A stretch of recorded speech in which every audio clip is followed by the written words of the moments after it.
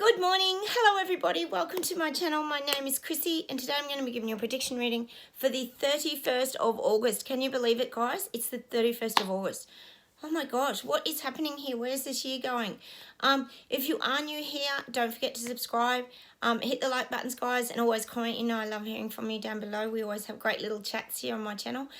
And I will close my eyes. We'll get started, and we'll just see what messages come up. Oh, and just before we get started too, I just got to let you guys know, because we always talk about people standing up and fighting back, and hopefully September is going to be the month for that. As I keep saying, we've currently today in Australia, yes, I keep telling you we're having strikes here, endless strikes. Yep, today another train strike, huge train strike in Sydney, and the buses are going out as well, so they're having a strike as well. So we've got massive strikes, and this is in the city of Sydney. Probably other states as well. Wouldn't surprise me, they'll probably follow soon. But you think of the chaos that causes in a big city. Absolute chaos. People can't get to work because there's no buses as well. And I think tomorrow I'm pretty sure it's another nurses' strike. It's nuts. Australia has got strike, but we know that's good because the strikes are these people standing up. And that's what we need to hear. So I just had to share that with you guys. Let me know if there's anything happening kind of where you guys are, because this is how the guide said that people will fight back through strikes, which means knocking down government, like the bowling alley that I talked about, is people bowling that ball, the little people, and knocking the skittles over, which represents government. So that's good. We've got big strikes again here today. So we know there's movement. So I just had to share that with you guys today to let you know that that's people standing up against tyranny and government dictators here in Australia anyway. Okay, I'll close my eyes now. We'll get started and we'll see what comes up. See,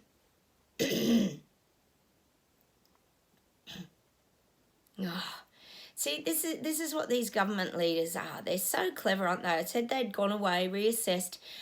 They've tried to start their reset agenda again. As we know, they've rolled out their red carpet, and they're trying to make out to people that the benefits from all of this, which is everything they're bringing out, renewables, oh yes, taking over farms, you know, all the stuff, reducing the carbon emissions. They're trying to make out that the upside, meaning like there's more positive outcomes from this than there are inconveniences. I find that very hard to believe, don't you, out there? Considering that it's only inconveniencing us, the little people and the peasants, I call us, because they're not ever going to be affected. We know that. We know that all these elites and people in charge and all these government leaders are getting their little kickbacks, and they're all getting taken care of financially with their little, you know, cash exchanges. Don't even doubt it. But they're going to try and focus now that for a small inconvenience, this is what they're going to be putting forward. We're going to reap these amazing benefits. And they're making out all of us are going to reap the rewards of all of this. We know who's going to reap the rewards of all of this, and it ain't us. It's not the little people. There's a lot of rewards when you're building big, for example, Moderna factories, i.e. Victoria here in Australia. Canada's got one now. They seem to be popping up globally. So there's only really rewards for the elites and the ones that are all in charge. Not really seeing much reward for the little people. Anyway, this is what they're pushing. That all this over here, their great ideas and everything they're implementing, it might be a little bit inconvenient for a while. That's what they're going to tell people. You may go through a little bit of turbulent times and be a little bit inconvenient. This is what they're saying to the people. But the benefits will far outweigh. And they're even saying the benefits will even outweigh the cost of all this. So you think of the cost of some of these things. God, we know things are blown out like beyond proportion here. Gosh, I live in the mountains where we have this big snowy electric scheme. And they're doing, it's called Snowy 2.0, and it's another part of the scheme. It happened originally in the 60s. And the budget, I'm not joking, it's blown out of proportion. It's like way over budget. People are standing around and getting paid like $4,000 a week for just sort of standing around and not doing anything. So there's this huge budget blowout. They've had to get rid of the CEO and everything. It's like absolute crazy. So this is what we're getting. We're getting these massive, oh gosh, look at Queensland here, for you guys overseas. Anastasia Palaszczuk, who is the Premier of Queensland here up north, she built a wellness camp. We talk about the wellness camps, or the camps that were being built for CV isolation. This was globally. She built this camp for some billions of dollars. It cost a fortune, and it's a ghost town. There's no one there. It doesn't get used. It got used for like 20 people who flew in with the CV virus. God, we all thought we were going to get marched into their like gas chambers at one point. I remember I was telling you about that when they were building these wellness camps.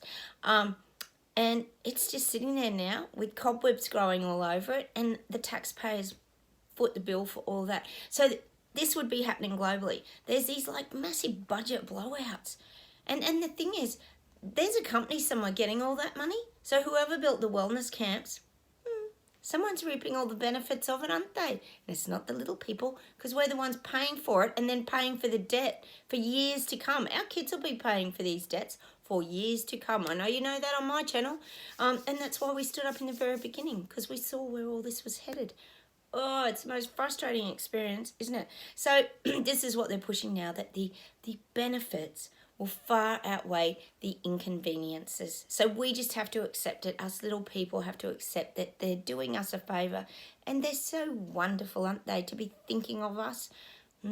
Doubt that. They're just going to push us aside with they're going to clean us up eventually with just the dustpan and try and throw us out in the garbage. That's what these elites and people in charge are really thinking in their minds. See, it's that trickery. Let's incorporate the people and pretend we're doing them a big favour. Oh my God, we know who's benefiting. Anyway, let's see what else we get today. Yeah, that's what the guys are saying. It's the smoke and mirrors. It's the smoke and mirrors show.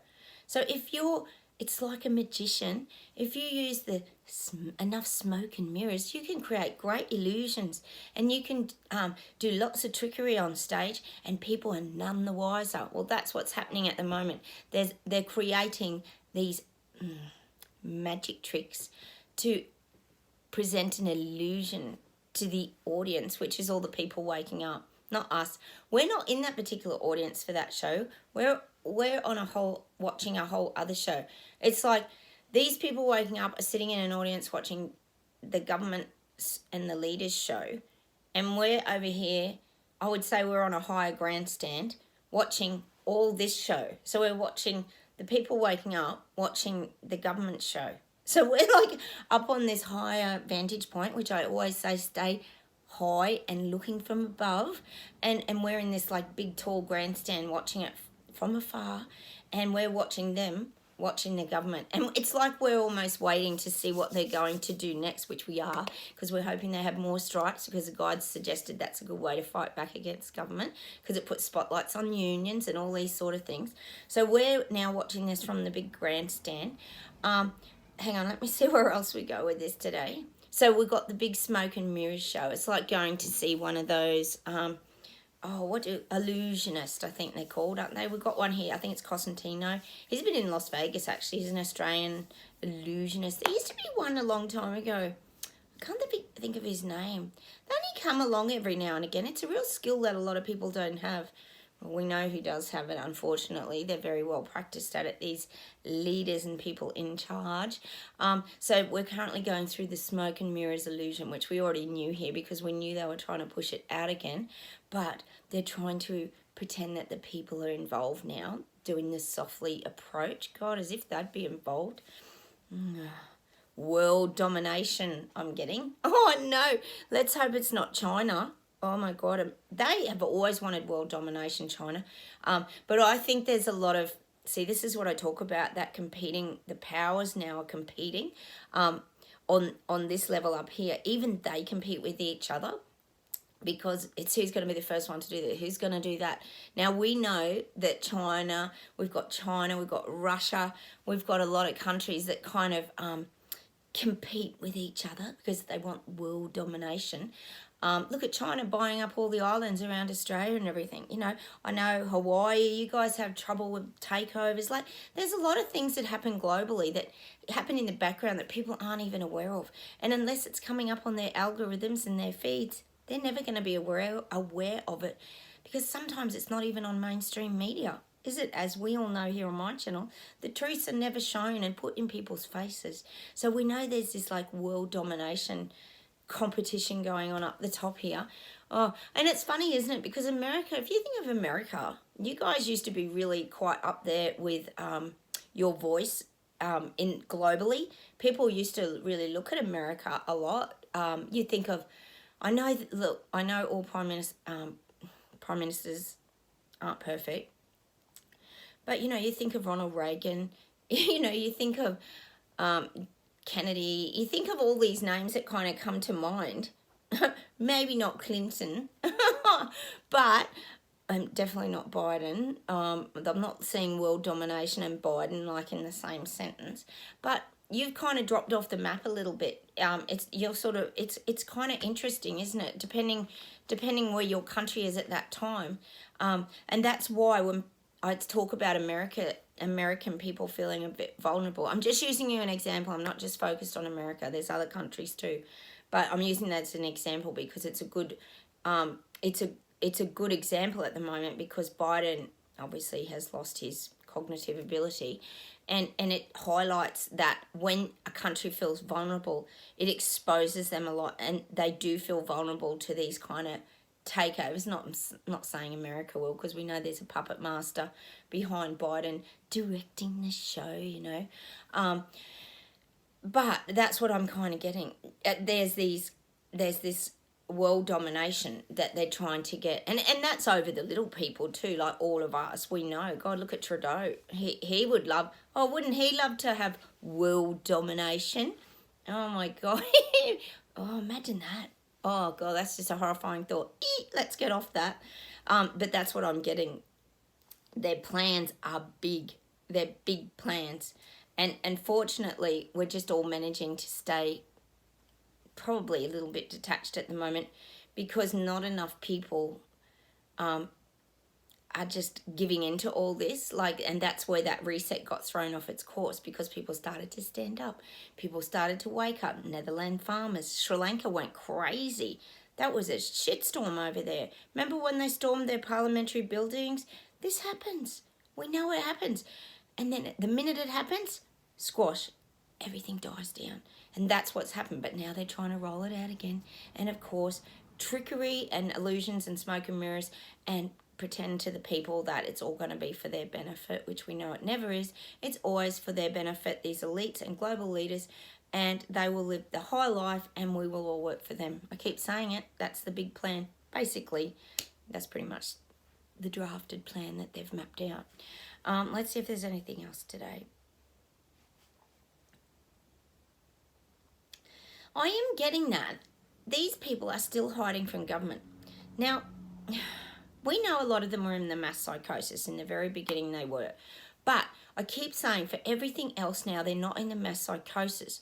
And we've got to remember that a lot of these people work in these industries, mining, farming. They work in these industries. People know the truth. They're not in mass psychosis for these things. So there's no logic to why, for example, New Zealand, Jacinda Ardern would be taxing them for cow farts. We all know that here. It's the most ridiculous thing we've ever heard, of course. So they're getting taxed more now, the farmers in New Zealand, apparently.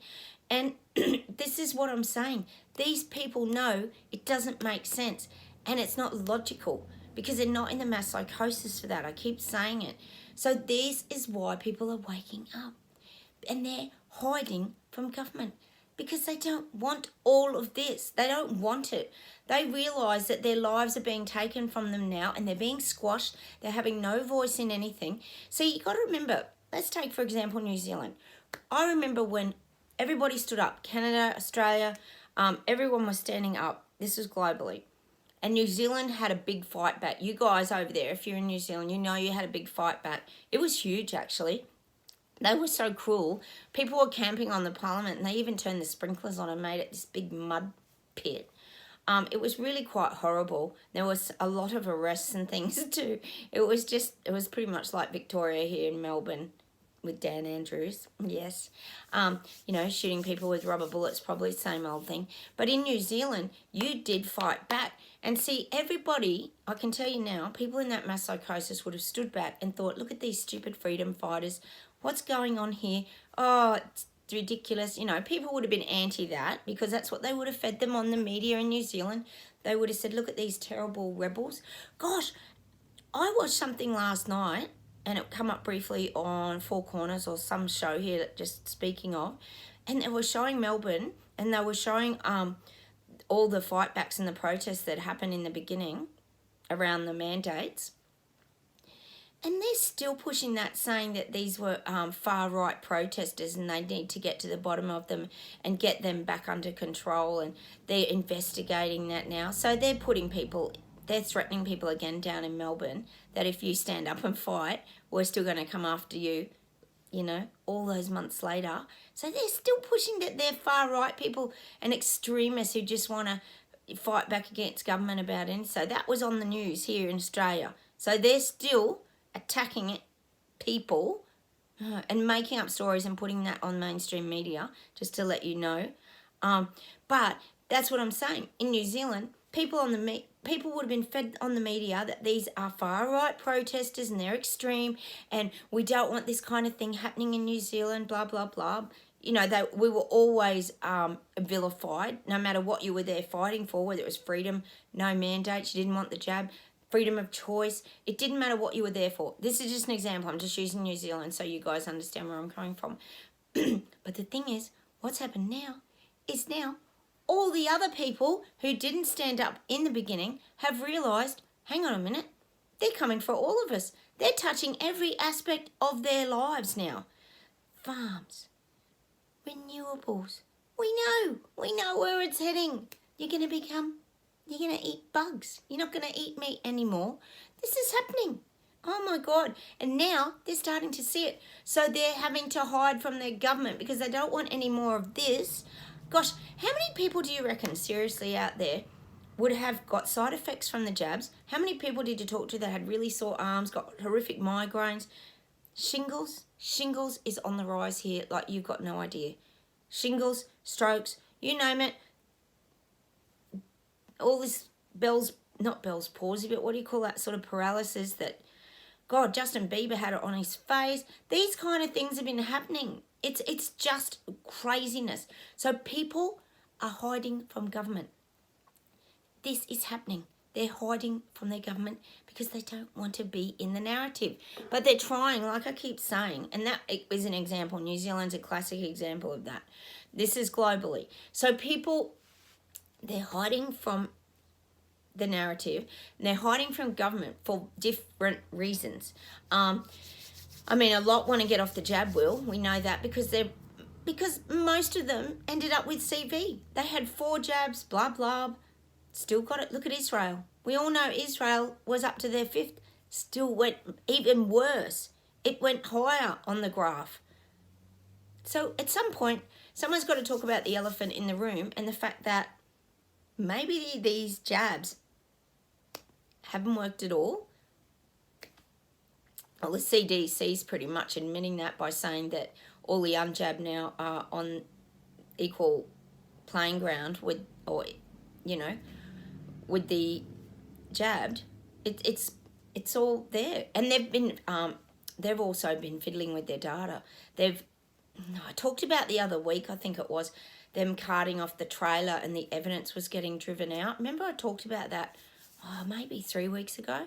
Well, there's been a lot coming out about, because people had obviously taken screenshots. Like I said, once the evidence out, it's like the bubble's popping, it's out because people screenshotting that. That's what they forget about today.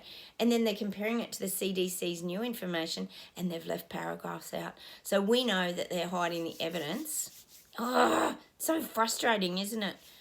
They're deleting things out. Of course they are. But now they're admitting that, after destroying lives and families and taking people down to nothing virtually by locking everybody up. Oh no, we're all equivalent now. the jabbed and unjabbed are actually the same because, it didn't actually, or they won't admit, it didn't work. As we knew was never going to work right from the beginning. We knew what all this was about. We knew that CV virus was the stepping stone to start to roll out this, and this. Every other stepping stone that would lead to, what would you call it? Wealth Island. Like we say Fantasy Island here. We got that show Fantasy Island the other week. Well, that's what the stepping stones are leading to. They're creating their elite, wealthy, powerful world. And guess what? We're all not in it. And that's their goal, is to build their own world. And the little people will become the peasants and servants who will bring them all the food and do all the work for them.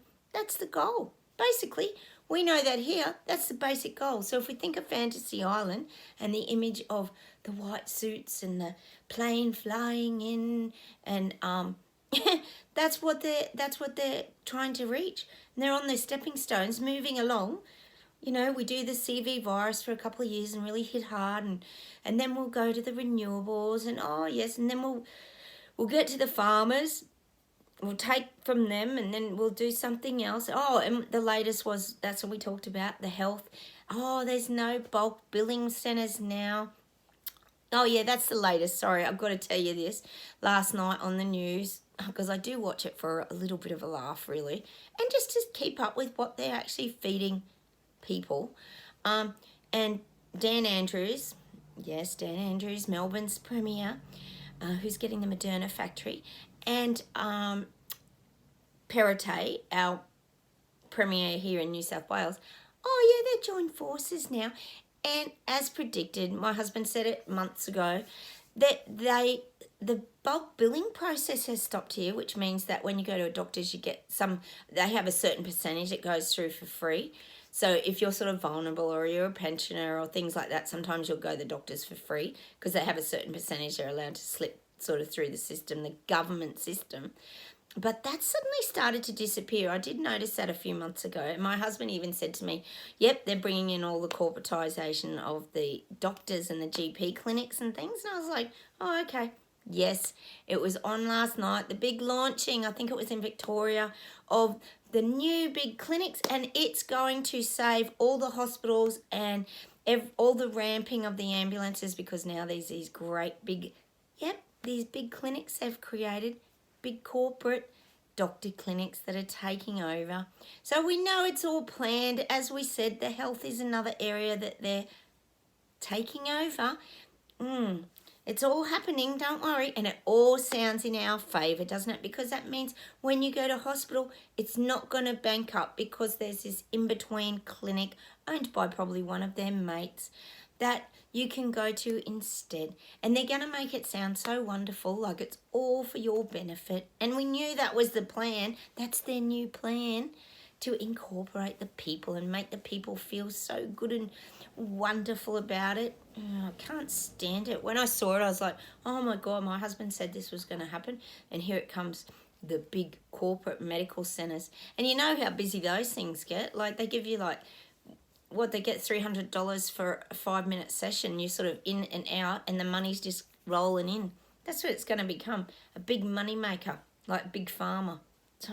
Unbelievable, isn't it? I'm sure it's happening where you guys are as well. They take something away and then pop, they create their new agenda, and people are none the wiser, except for us here. We always know what's coming. We put 2 and 2 together and it always adds up for us, doesn't it? We can see the answer quite quickly. I'll see if there's anything to close with today. I don't know if anyone has seen that movie, Beetlejuice. I don't even know who stars in it. It's quite a strange movie, actually, to be honest. But there's a character who stars in it. I think he wears like some black and white outfit, and he's got this strange hairdo. I think it's even got green in it or something. And it's like all over the shop. It's like this, like a crazy, like scarecrow. He looks almost like a scarecrow. But this is what I'm getting for these people waking up. They've got this Beetlejuice kind of image. They're just bedraggled. It's like because of the shock, their hair's got like, they're showing me their hair's got like static electricity. They're all bedraggled. Their teeth are like this. They're all unkept. And this is the image I'm getting for these people waking up. Because you've got to remember that these people waking up were compliers. And they followed the narrative to a T. And they thought, it takes me back to that Pink Floyd film clip, we don't need no education. Is it Off the Wall? You know the song that I mean, where the school kids, or we're the naughty school kids, and we got off the conveyor belt thing on that video very early, and we tipped up all the classroom desks and the chairs, and we took off from government. Well, these people are now gone into shock. They're realising what is going on, and that every aspect of their life is being touched. And it's showing me like they're now wanting to become those kids that tip up the school desk and run from government. And I keep saying they are running out of that tunnel, but it's showing me like the hairdo and that look of shock. They're giving me that other song too. Is it Blinded Me with Science? There's some wacky song. There's some wacky songs in the 80s. I've got to say. There's some song, they blinded me with science. Ooh. And does he have crazy hair or something? I don't know. But anyway, the basic image that they're showing me is this electricity kind of shock. These people waking up are in total shock and disbelief. It's like they've touched, you go to one of those science centres, for example, that you go with kids. We've got one here in Canberra called Questacon, and there's usually these big balls and you can touch them and the electricity comes and you can touch the glass ball like with your finger, and the electricity comes and hits your fingers, and then your hair goes, ooh, like that's what it's like on a trampoline, that sort of thing, when you're jumping around with your kids on a trampoline and you touch each other and you get zapped. Or your hair, sometimes the hair will stick out. Well, that's the image I'm getting for these people waking up. They've gone into this like shock, and it's a real shock. Their eyes are like this and their hair's out like this, because now they realise that all this, they might not be able to add it all up and work out what's going on, but they know that all this crap is becoming permanent fixtures in their life and they don't want it. So they're really trying to process how they're going to fight back. But like I said here, we've got strikes, and that's great because that's what the guide said to do. People have to strike, because when people strike, it puts a spotlight on government and they have to respond because it's inconveniencing the people. You imagine in Sydney today, no trains, no buses. Imagine that in a city. On a work day, utter chaos. People are going to be in uproar. We've been having these train strikes for months because I think they've been making the trains offshore. It's something about the parts, or they don't trust the trains. There's something about that.